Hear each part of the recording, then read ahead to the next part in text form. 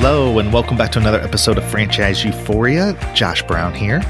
Today's episode is brought to you by Franchise 5. Why Franchise 5? I'm glad you asked.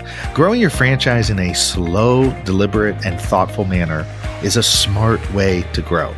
Franchise 5 helps you do this by expanding 5 locations at a time with a Zen-like focus on the geographic locations that make sense for your growth. To learn more about this, go to franchiseeuphoria.com/franchise5. That's the number 5. So franchiseeuphoria.com/franchise5. Now to today's episode. So I am super excited today to be interviewing Bonnie, Micheli and Tracy Roemer of Shred415. Bonnie and Tracy met as young moms in the hustle and bustle city of Chicago during a play date in their neighborhood alley, which is where kids go to play in Chicago. The two began reminiscing on the past and their fitness hobbies. Frustrated between being a busy parent and the lack of sweat-worthy boutique fitness options that catered to their needs, the duo put together their 25 combined years of fitness experience and began mapping out a vision that combined all elements of a dynamic, effective workout. And one of the things that you'll find as part of this interview that I think you'll really enjoy is that there's an energy that Bonnie and Tracy bring, and you can really tell that there's a synergy between the two of them. I mean, they came up with this concept, and rather than talking about it for 8 months, a year, 2 years, I mean, they launched this thing, and they grew and they learned along the way. And so you'll hear about how that was for them, some of the ups, some of the downs, some of the challenges, and then as they made their transition into the franchise model. It's interesting for me too, because they have a corporate location in Carmel, Indiana that I'm actually a member of. And so I really enjoy their fitness model. So without further ado, here's Bonnie and Tracy from Shred415. Hello, Bonnie, Tracy, welcome to Franchise Euphoria. How you doing? Great. We're happy to be here. Well, I'm happy to have you. You guys are the founders of Shred415, which, as we discussed a little bit off air, I'm a member of. I've utilized your fitness facility, love it. So I'm really excited to have you guys on and share your story and share how this whole thing came together, because from the looks of it, it looks like you guys are expanding fairly rapidly now through a franchise concept. And I know we'll touch on all of that, but tell us real quick, sort of your initial story, how you guys met and how you came up with this concept. This is Tracy. So Bonnie and I met back in 2008, and we actually met at Starbucks in line at a local grocery store by our house. I was pregnant with my second child, and I was praying it was going to be a boy. And I was in line, and Bonnie was in front of me with her son. And I was looking for unique boy names or awesome boy names. And she was holding her son, Fletcher. And I just started chatting her up because I wanted to know what her son's name was. And that's honestly how we met. And unbeknownst to both of us, we actually were neighbors. We had just moved into a new development, literally less than a half mile from the grocery store. And I went home and told my husband that I found a great boy's name that we were going to name our son. And I walked out the front door literally like an hour later, and I saw Bonnie driving into the development. And I said, oh, well, there goes that. I'm not going to be able to name my son Fletcher. I ended up having another girl. I have 3 girls now, but that's kind of how we met. Yeah. So here in Chicago, the kids play in the alleys. So Tracy and I, that's the only place they can play. And so Tracy and I became fast friends, and Tracy had been in the fitness industry a long time. And I was just entering the fitness industry. I started teaching at a local bar studio, and we always talked about what Chicago was lacking. Well, first of all, I just have to say this girls rule. I have 3 daughters myself. My wife and I have 3 daughters. So that's first and foremost. But no, that's fantastic. It's just funny, isn't it? How, at the strangest times, when you least expect it, you might meet your business partner, or you might come up with that concept. So talk to me about how you guys are sitting there, your kids are playing in the alley together. You both have a lot of fitness experience. How do you then start talking about a concept that would eventually become Shred415? So it was around 2010, and Chicago is saturated with bar, yoga, Pilates. There was nothing in Chicago, such as treadmills and strength. And Tracy had been to a studio in LA where that existed, and I had just heard about a different studio in LA. And we couldn't believe that something so simple as treadmills that have been around forever and functional movement people have been doing for years and will continue to do didn't exist. And we put our heads together and said, let's do this. And we opened up 8 months later in April 2011. Right. I was really not motivated after having 3 kids and working full time to get back into the gym and work out the way that I did prior to marriage and children. And I wanted something that got me up out of bed every day, that I wanted to do, that I was super excited about. And what was going on in Chicago at the time wasn't exciting me. Well, and it's fascinating because, obviously fitness concepts, they're all over the place. I mean, I know even in my, in my practice, I have a number of fitness clients, right? And there's all sorts of different ways to do it. I'm curious how you guys decided on doing it with, and I don't know the specific method you call it, but essentially, you spend a certain amount of time on the treadmills and then a certain amount of time on the floor. How did you come up with that concept? We knew we wanted it to be a 60-minute class, and Shred415, it's 4 15-minute intervals. That's how we came up with the name. So it's high-intensity interval training, and both Tracy and I enjoy running, but not for a long period of time. So we like that it was short bursts of pushing and then, with the recovery with that. So we felt like 30 minutes on the treadmill was too much. 5 minutes on the treadmill was too short. So we liked the idea of having 15-minute intervals and then going on the floor and, having functional movement on the floor and then throwing in a cardio burst. But we really like the whole high intensity interval concept because as soon as we opened our doors in April 2011, we had a client, actually she was in my class today, 7.5 years later, but we had a client after 4 weeks, she'd bring her 3 boys in, we had a kids room, she'd bring her 3 boys in, and she was taking class 3 days a week, and she lost 12 pounds within 4 weeks. And that's what made Shred so special is not only were we building this community, but we also were having people come in seeing amazing results. Well, there's no doubt about that. I mean, I'm a member of Shred415. It's on hold right now because of a silly injury that I got. But I can tell you that it is intense. And the interesting thing about it is that, you're not forced to go at a certain intensity level. You can pick and choose your intensity level. But what I appreciate is that you're in with a group of people and it's in an environment, and with the music going and the air conditioning and the fans and all that kind of stuff, you want to push yourself. So was that part of the design when you guys came up with the concept? Yes, we wanted everyone to feel included. We didn't want people to walk through the doors and feel intimidated by what we were asking clients to do. So we always wanted to allow clients to go at their own pace, give modifications. So maybe if you do have a slight injury and you're not able to use your shoulder as much, we can give you another movement, or you can use the deck as opposed to going down on the floor for push-ups. So that was our intent. We really wanted the most effective, efficient workout out there to be given to our clients. A lot of times Bonnie and I would hear our friends say they would spend, an hour and a half at the gym every day, going back and forth between, cardio to doing weights. And when they were on the floor doing weights, they really didn't know what they were doing, and they felt awkward and they felt almost like embarrassed. They would do a couple of bicep curls. They're like, "Ooh, I don't know if I'm doing that quite right. Maybe I'll stop.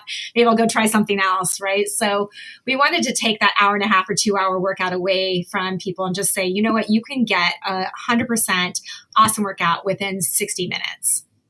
Yeah, I mean, who has time to do an hour and a half, 2 hour workout every day? Nobody. Yeah. Exactly. That was exactly right. So you guys put this together really fast, it sounds like. I mean, over, I think you said an 8-month period of time. Is that right? Yeah. Talk about that process. Like walk me through what was that like? Because of course, at that time, you're balancing family as well. Mm-hmm. Did you both have another job at that point, I'm going to assume? Or what was on the professional side of things? Were you working elsewhere? We both were working elsewhere. It was, Bonnie can tell you a little bit on the inside of how we were. And we lived in a community where it was almost like a fishbowl. So we didn't want people to know exactly what we were doing. So Bonnie can fill you in on that. When we first had our first meeting, we went about 20 minutes away to a totally different part of town. A different coffee shop. A different coffee shop. I don't think she and I have ever been there since because it's so out of our way. And Tracy was working full time at a different gym. So we would meet at Starbucks, a different Starbucks near where she worked. And she'd be like, I have 10 minutes. And then 11 minutes in, she'd be like, I got to go. And she would leave.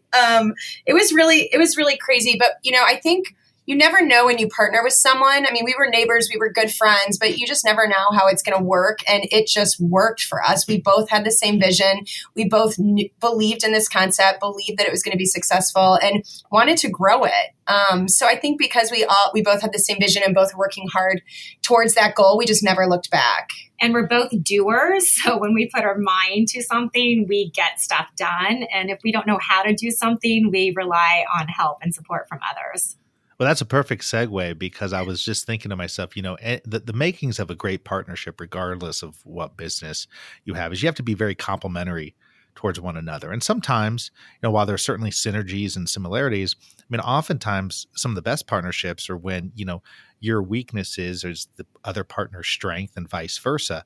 Do you find that in your partnership, you experience that where, maybe Tracy's strong in one area and Bonnie's strong in another. And so it just sort of works together? Yep, for sure. Tracy definitely has an eye for detail. I walk into a studio, I'm like, looks great. Tracy's like, the fans aren't cleaned. This light's in a wrong place. Like, she notices everything and I have no clue. That's great. What about in the day-to-day management of the business? Talk about the different roles that you guys had at the start and sort of what that's evolved into. Yeah, Bonnie does a lot of the business side. So finances, forecasting, the P&L. And we kind of fell into this not really knowing what each other's strengths were. Maybe that was good and bad. So I think because we're more mature in our ages, we were able to just let one person take one thing and the other person take the other. So I think we noticed that early on. Bonnie took on the role of like the financial officer, and then I kind of took on operations. Now our staff has grown, and we can talk a little bit about that, but our staff has grown in a way that everyone recognizes what our strengths are. Maybe they tell us what our strengths and weaknesses are. Well, no, I mean, I think that that's great. And I know, like, obviously for the listeners here, I mean, there's going to be a lot of people who are, in a boat where they're either looking to turn their business into a franchise or they already have, and perhaps they're in partnerships or not. So I think it's really interesting and instructive, to talk about, those earlier days. I mean, this concept really was created in 2011, I believe? Yes. Okay. So you're 7-8 years in, so it's still a younger concept, but I think last I checked on your website, with locations that are soon to be open combined with the locations you already have, you're at like 17 or 18. Is that right? Yes, that's correct. So how do you, I mean, that's pretty fast, guys. I mean, that's pretty awesome. It's not every day that happens. But how do you, at the outset, you had this idea, you had this vision, you obviously came up with a particular kind of fitness program. Then what did you, I mean, how did you get the money? How did you have investors? Did you guys really kind of just scrap along the way, or how did this thing actually turn from idea into actual concept for the first location? We had no investors for actually any of it. We pulled our money together and opened our first one. And then 6 months in, after opening the first studio, we had 100% utilization. We could not add another class to our schedule. We had wait list beyond what anybody could actually imagine. And we recognized we needed to open up another studio. So we literally went 2 miles away from our first studio because strategically we wanted to have a place for our overflow for our wait list. So it wasn't too far for them to drive, but we also wanted to capture another community, another neighborhood, and another demographic. So that worked out to our benefit. We opened number 2. And then we decided that we wanted to go to the North Shore of Chicago because we realized that we were having over 200 North Shore clients driving into the city to take our class. So we wanted to try a suburb. So that was the next step. And again, we basically just continued to take our revenues and open up our studios. Is it just reinvesting in the business? Were you guys teaching all the classes at that time, or had you started to bring on people? No, one thing when Tracy and I opened, she had worked in several gyms, big box gyms, and I'd worked in a boutique fitness studio. And one thing we recognized is that we didn't want to teach all the classes. We wanted amazing instructors that were just as good as us, that people wanted to take their class too. So we've always only taught between 5 and 6 classes a week. And we still, to this day, do the same. And then were you guys completely aligned in your growth strategy, or has that kind of evolved over time? We were completely aligned. This kind of took on its own, own mind. It kind of took off, and we kind of looked at each other and recognized that, we have one opportunity, and the opportunity is now, and we've got to do this. At what point did you guys leave your other jobs, and focus on this full time? Oh, I left my other job, literally, I think 2 weeks. I gave my 2-week notice, and I think it was like 2 days. 2 days. Before Are you serious? Yes. My other job, it was hard to leave. They didn't want me to leave, obviously, and I didn't want to tell them what I was doing. And so I stayed as long. I gave my notice. They asked me to stay on until the very end, and so I left, and we opened up Shred 2 days later. And Bonnie left her job. Yeah, months before. Yeah. And so did you guys pre-sell memberships at that time, or was that, because one of the things that's interesting and I love about these kinds of concepts and sort of, especially in the fitness industries, I think one of the strategies is that you pre-sell these memberships before you open, right? Right. Okay. So has that always been a strategy of yours? So did you do that for your first location so that you knew when you opened the door, you were going to have X number of members right off the bat? That would have been really smart. No, we did not. We opened the door with 0 members. We opened the door with a free weekend, and it was awesome. We had, people coming in, classes full, Friday, Saturday, Sunday, and I think we probably sold 50 packages. Yeah, 50 because months, we were giving away gift with purchase. And we opened up Monday morning, and we're like, this is going to be amazing. And nobody shows up. The whole day? Just to the 6 a.m. We had a couple people in each of the other classes, but it was few and far between. And we were like, oh no, wait, what just happened? We're like, everybody surely wants to work out how we want to work out. Where is everyone? So there was, the first 3 months, it was really, really hard. We looked at each other. We couldn't pay ourselves. It was, this has to work. We have no plan B. We only have a plan A, and we are going to make this work. So what did you guys, because it's easy now, right? You look back and you're like, okay, we persevered through all that. But at that time, I know, and I know people who are listening know that that's a struggle. You're sitting there, you already had questions about it, I'm sure, along the way, like, is this going to work? What happens if it doesn't work? And now you open up and it's not working exactly like you think it's going to work. A, what kept you going? And B, what were some of the tweaks along the way? I think what kept us going is, even though people were just trickling into these early classes in the beginning, we were getting a lot of press. Like, there was a lot of online press about us because it was like the first time Chicago had seen a studio like this, and it only existed in LA.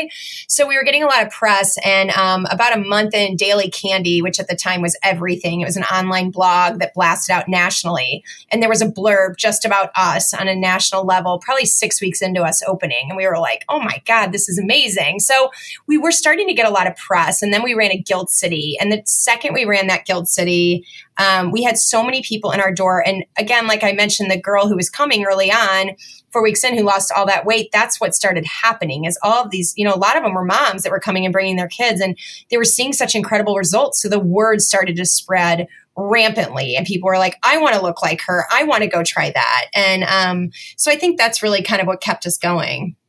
Well, and then you obviously, it sounds like in that first location, you waited as long as you possibly could until literally you had no capacity left. So you either had to turn people away or open up another location, which you did a couple miles down the road. Did you implement the same philosophy at that second location before you decided on a third location? Well, when we opened the second location, we opened with wait lists immediately. I'm sure we pre-saled. We probably had a grand opening month that we did before that we carried on, for the next, 8 studios. But yeah, we opened our North Shore location, we opened with wait lists. So word was out. And so we didn't have an issue opening these studios anymore.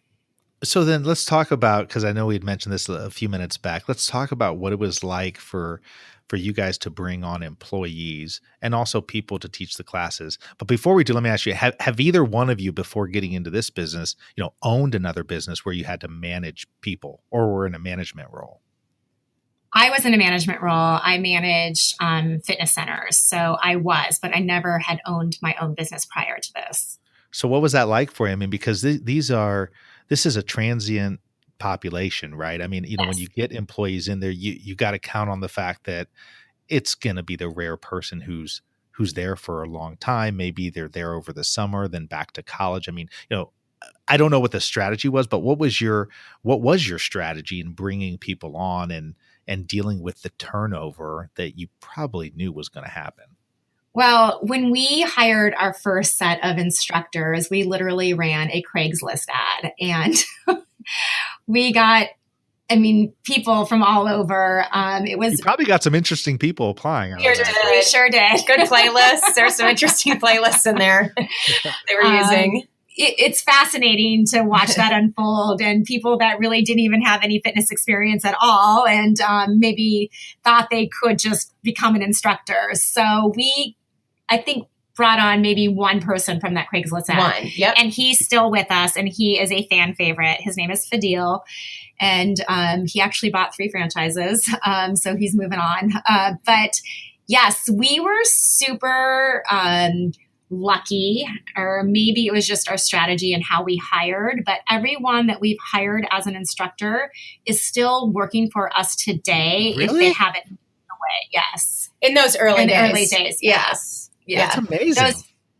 We called us the Fab Five. The 5 of us, are still around.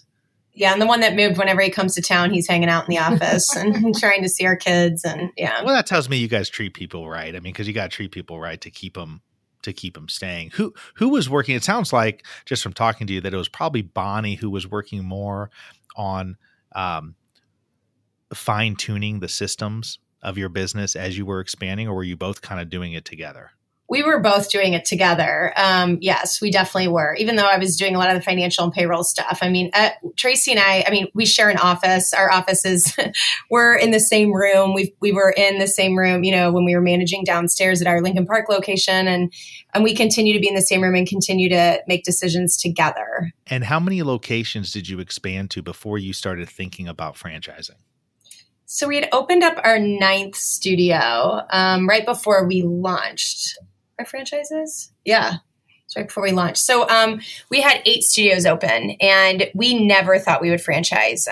Tracy and I just thought that was something we were so worried about it ruining our brand. And it's something where we thought we would stay corporately owned. And, what ended up happening is we were getting emails on a daily basis from people that wanted us to open in their area, and we just couldn't open fast enough. We wanted to get these studios open. So we were approached to think about franchising, and it was really at the right time. And we said, let's do this. So how's that been for you?